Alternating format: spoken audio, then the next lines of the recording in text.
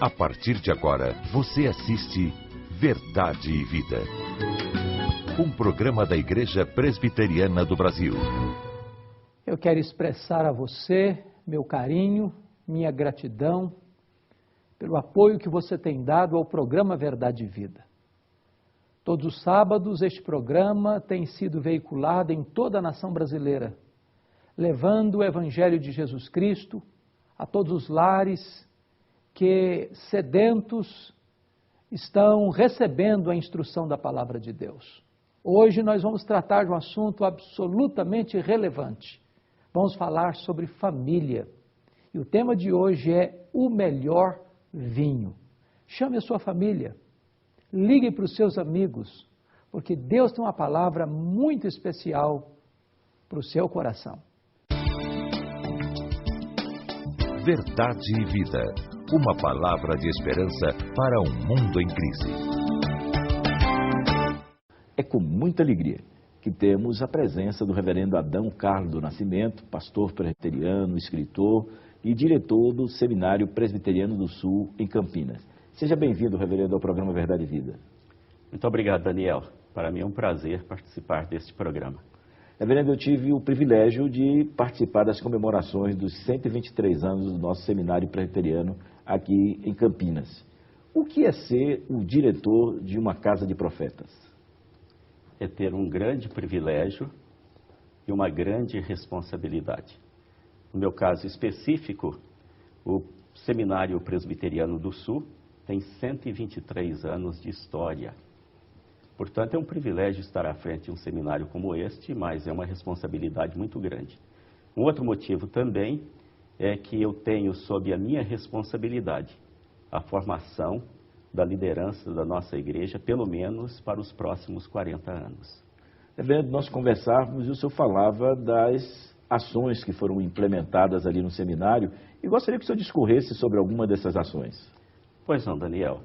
Nós conseguimos construir no Seminário Presbiteriano do Sul 3 prédios para moradia de alunos casados, com um total de 34 apartamentos.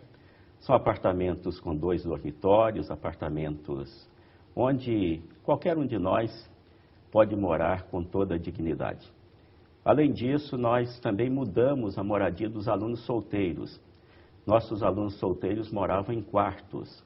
Hoje eles moram em apartamentos também mobiliados, onde inclusive eles podem preparar a própria refeição caso queiram. Além disto, todos os nossos alunos têm um plano de saúde e um plano odontológico oferecidos pelo seminário, totalmente pagos pelo seminário, sem nenhum acréscimo na mensalidade escolar dos nossos alunos. Reverendo, por que a igreja tem cada vez mais tomado a forma do mundo, principalmente nessa área do casamento? É cada vez mais recorrente o número de membros que se separam, se divorciam. Influência do meio, um relaxamento no ensino da palavra de Deus, tanto no ensino como também na cobrança daqueles que acabam falhando no cumprimento das suas obrigações, seja como marido, seja como esposa, seja como líder cristão. Creio que estes são os principais motivos porque essa desintegração da família tem atingido também os arraiais evangélicos. O senhor falou de líderes, e é cada vez mais recorrente líderes docentes, regentes, diáconos, presbíteros, pastores, que da mesma forma que os membros se separam, se divorciam, casam-se de novo e continuam no ministério. Qual a sua posição e qual deve ser a posição da igreja diante de fatos como esse? Eu creio que a família é um instrumento que Deus usa para trabalhar a humanidade. É por meio da família que Deus traz novos seres humanos à vida. Por meio da família, Deus educa estes seres humanos e os prepara para a vida. Por meio da família, Deus cria os pequenos núcleos que vão crescendo e se transformam nas grandes comunidades, nos grandes aglomerados humanos. Por meio de famílias é que Deus faz surgir as igrejas. E O inimigo sabe muito bem disso e por isso ele tenta destruir as famílias. Infelizmente, alguns líderes não têm consciência da importância da família. Inclusive, a família, no caso o casamento, é uma das figuras do relacionamento entre Jesus Cristo e a igreja. Na minha opinião, os líderes que não conseguem manter o seu casamento devem repensar também a sua posição como líder da igreja. Qual deve ser a posição da igreja em relação a esses líderes? O líder deve repensar, mas a minha pergunta é um pouco mais direta. Qual deve ser a posição da igreja em relação a esses líderes que deixaram o casamento por um motivo outro qualquer, né? Esqueceram aquele compromisso até que a morte os separe e se separaram e querem continuar líderes, pastores, presbíteros, diáconos das igrejas? Salvo aquelas exceções de que a Bíblia Sagrada fala, eu creio que o líder que não consegue manter o seu casamento devia também deixar a sua posição de líder da igreja. Pode parecer uma posição radical, desumana, mas eu entendo que é isso que a Escritura Sagrada ensina. Reverendo, esse é um assunto extremamente polêmico, né? Mas é um assunto que eu creio que a igreja precisa se posicionar, porque em muitos locais, certo? Essa realidade tem sido uma realidade cada vez presente e cada vez mais recorrente. Então, até que a morte separe, é até que a morte separe, ou temos que dar um jeitinho para acomodar a situação, para não ferir suscetibilidades? Até que a morte os separe, significa exatamente isto. Até que a morte os separe. Reverendo, muito obrigado pela sua participação corajosa, pela sua posição, que também é a minha posição. Por enquanto, nós vamos a essa mensagem musical. E logo após, a mensagem que Deus preparou ao seu coração, hoje abordando esse tema casamento, com o tema O Melhor Vinho. Verdade e vida. A palavra de Cristo.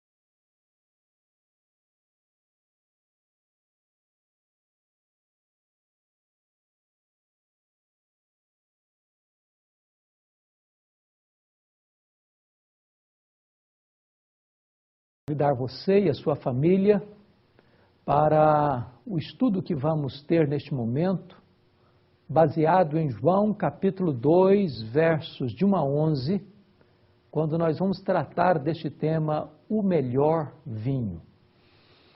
A família está no centro do palco dos grandes propósitos de Deus. A família é o centro nevrálgico de toda a sociedade. A família é a célula mãe da sociedade. A família é a base da própria igreja. Nós jamais teremos igrejas fortes sem famílias fortes. Jamais uma nação será grande se a soma de suas famílias não for constituída de famílias robustas, sólidas e fortes. Estamos vivendo um tempo em que muitas forças hostis se levantam contra a família.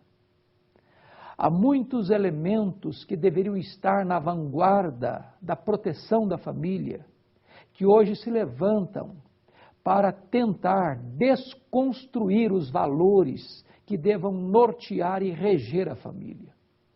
É muito importante entender que nós não poderemos construir uma sociedade saudável e próspera em todos os níveis, sem investirmos na família.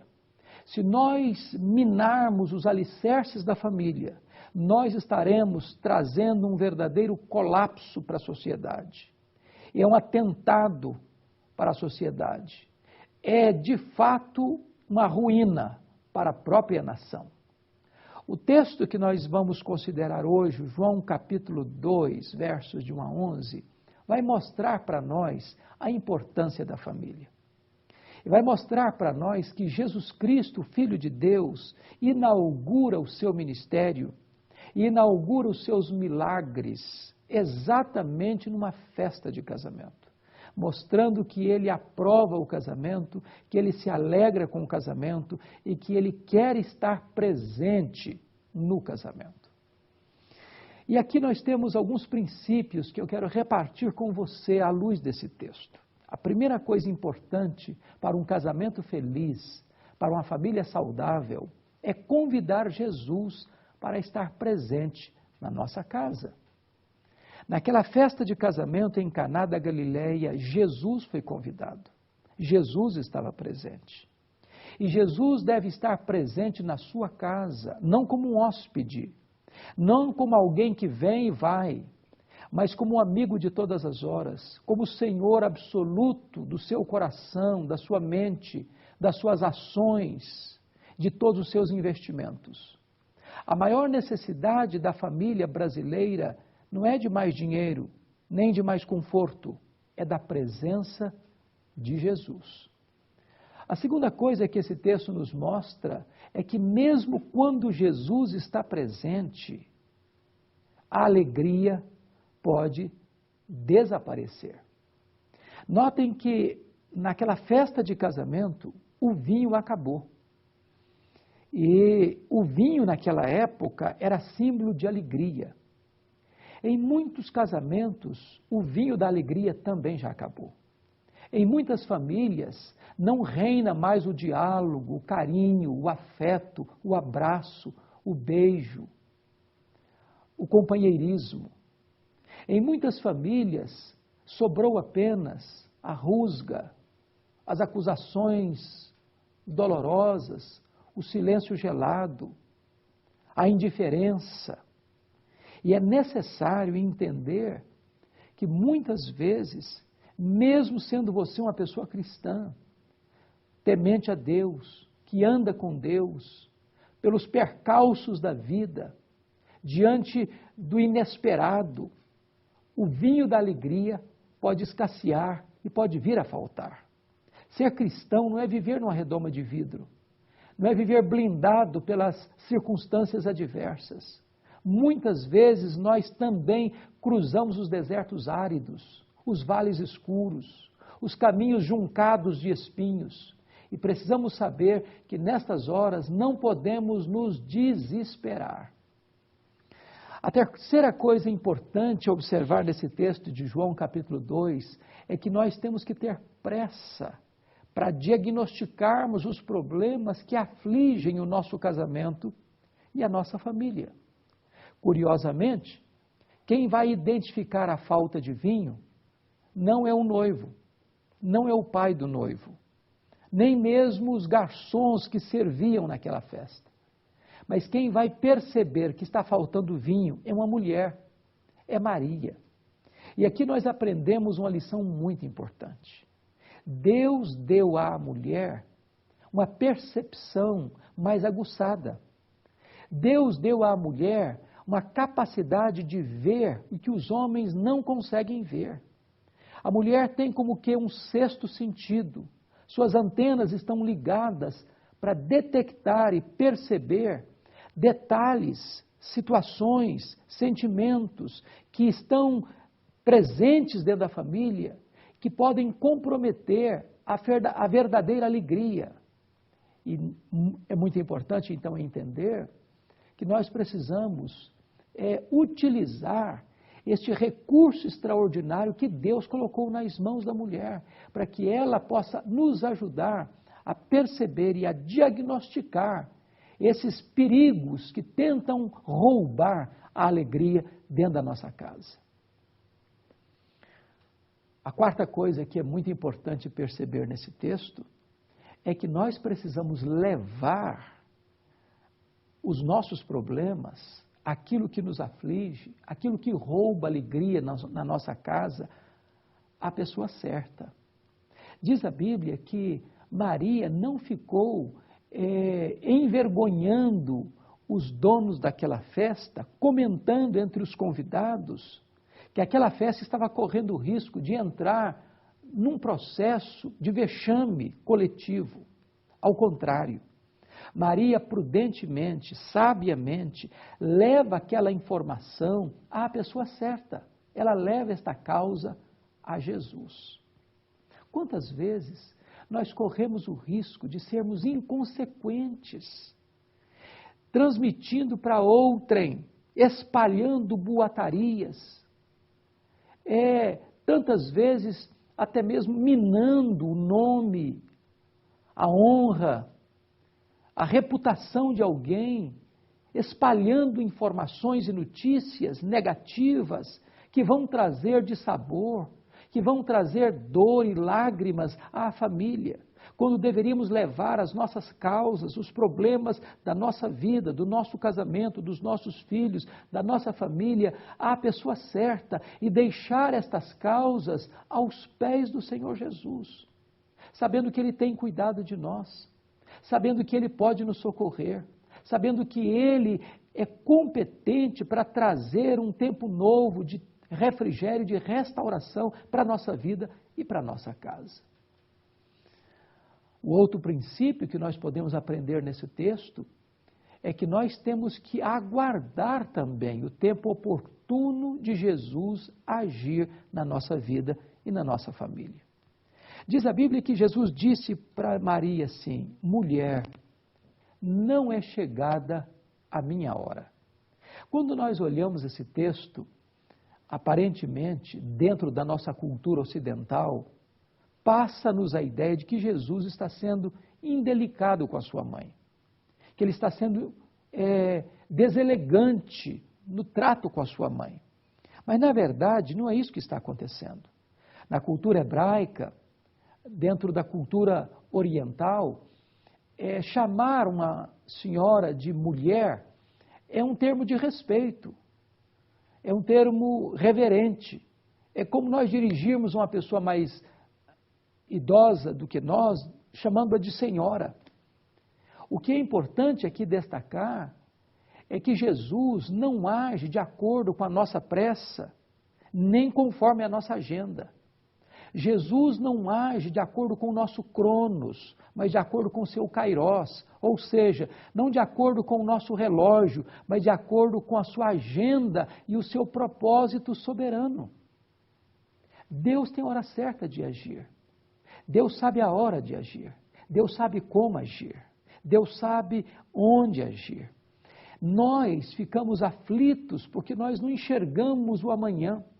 Não vemos o que está por trás nas dobras do futuro. Mas o Senhor Jesus conhece o amanhã. Ele sabe o que está para fazer. Ele tem tudo sob o seu controle. Ele é soberano. Nós não precisamos nos afligir. O que precisamos fazer é colocar a nossa causa aos seus pés e ficarmos esperando a sua intervenção, o seu socorro e a sua resposta.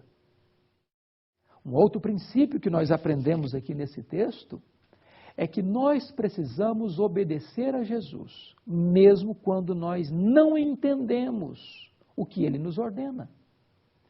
Diz a Bíblia que Jesus chamou os serventes, os garçons, e deu-lhes uma ordem: enchei d'água as talhas. E diz a Bíblia que eles as encheram totalmente.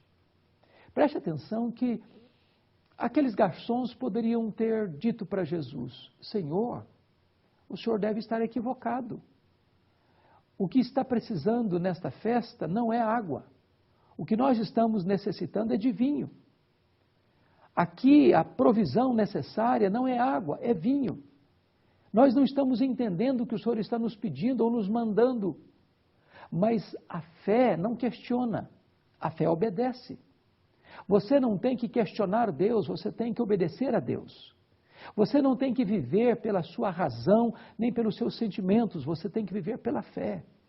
Você precisa entender que aquele que dá a ordem tem controle da situação e sabe o que está fazendo. Então obedeça a Deus, ainda que isso pareça ridículo aos seus olhos, ainda que isso pareça ininteligível à sua razão, talvez tão iluminada. Deus sabe o que está fazendo e você precisa obedecer àquilo que Ele ordena.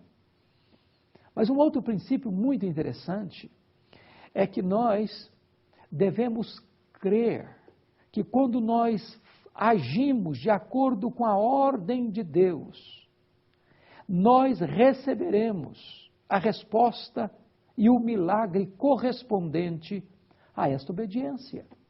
Diz o texto que aqueles garçons encheram d'água aquelas 6 talhas de pedra. Ao todo devia ser em torno de 600 litros de água. E agora diz a Bíblia que Jesus dá uma outra ordem: tirai e levai ao mestre-sala. Esse mestre-sala era um enólogo, era uma autoridade que conhecia com perícia a qualidade dos vinhos. Ele era o maître da festa, ele era o responsável pela qualidade da festa. E diz a Bíblia que quando aqueles garçons levaram água. Mas quando o maître da festa, quando o mestre-sala, quando este enólogo provou, não era mais água, era vinho, e vinho da melhor qualidade. Eu quero dizer para você que Jesus ainda hoje realiza milagres na sua vida, na sua casa, no seu casamento, na sua família. Ele transforma bebida alcoólica em pão. Ele transforma tristeza em alegria. Ele transforma acusações pesadas em diálogo e respeito. Ele transforma impureza em vida bonita, santa e pura.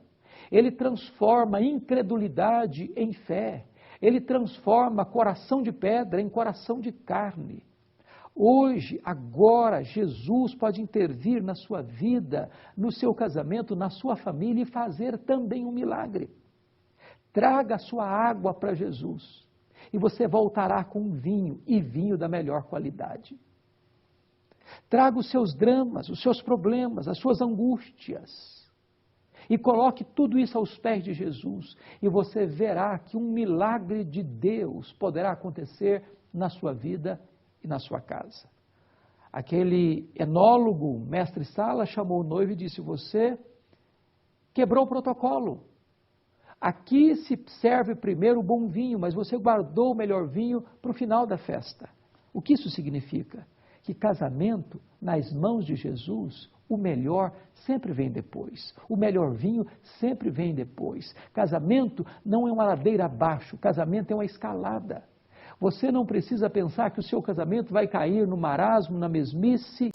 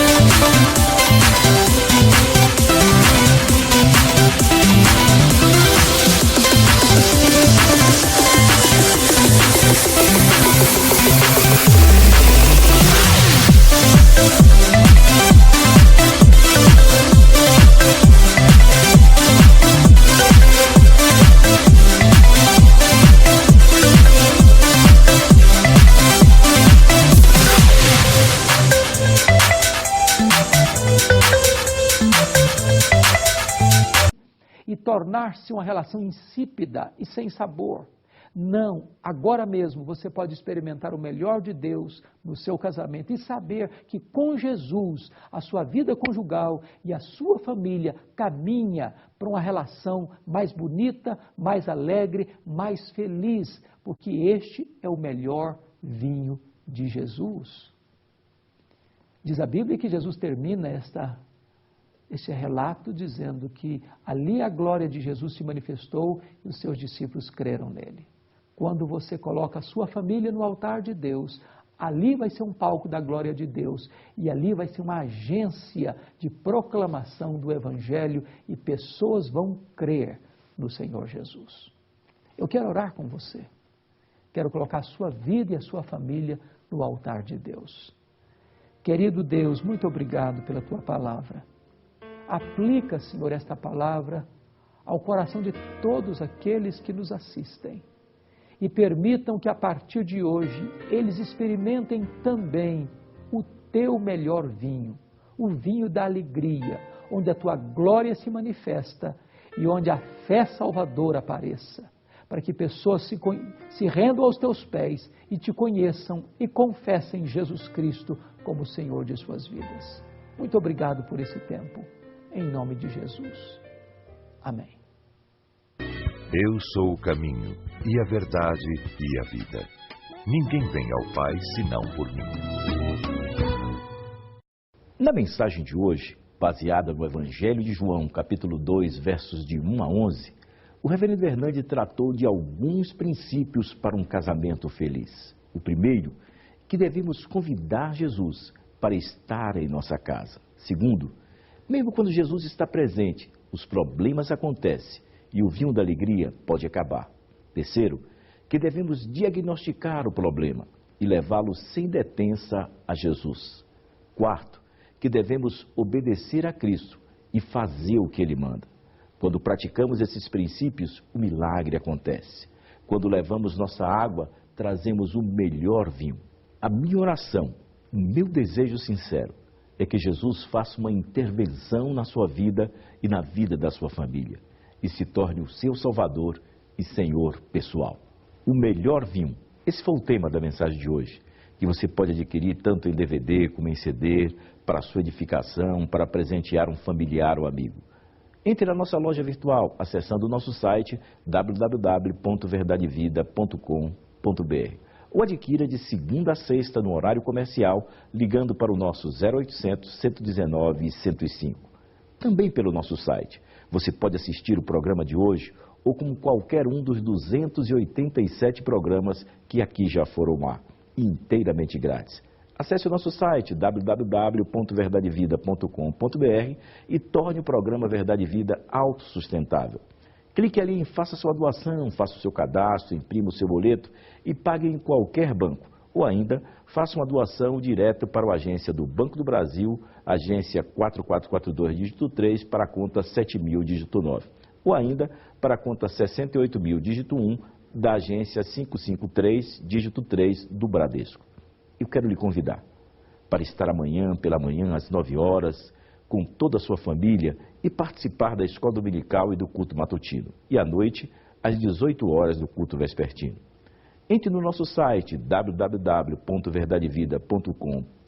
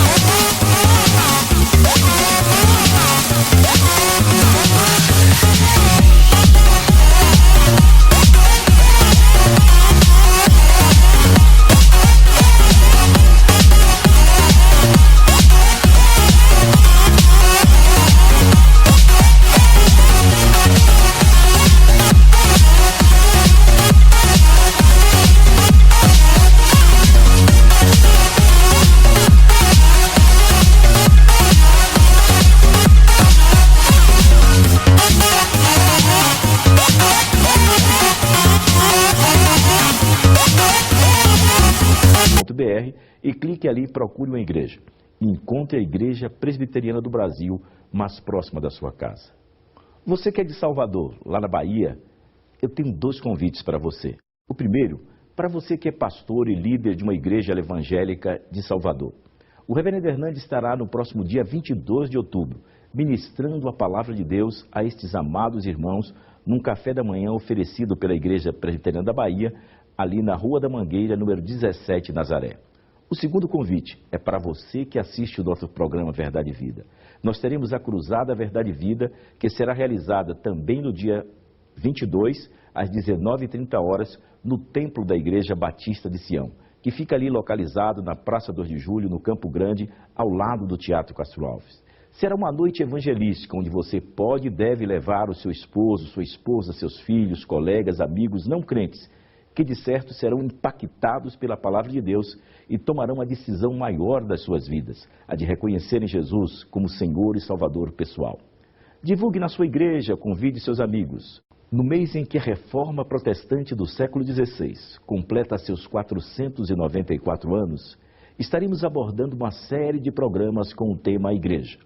Os 5 temas serão a morte de uma igreja, a restauração de uma igreja, igreja, uma comunidade terapêutica, Pentecoste, o derramamento do Espírito e um clamor pelo fervor espiritual. Serão 5 mensagens impactantes que farão diferença na sua vida e na vida da sua igreja. A morte de uma igreja. Esse é o tema do nosso próximo programa, neste mesmo horário, nesta mesma emissora. Até lá, e que Deus muito o abençoe.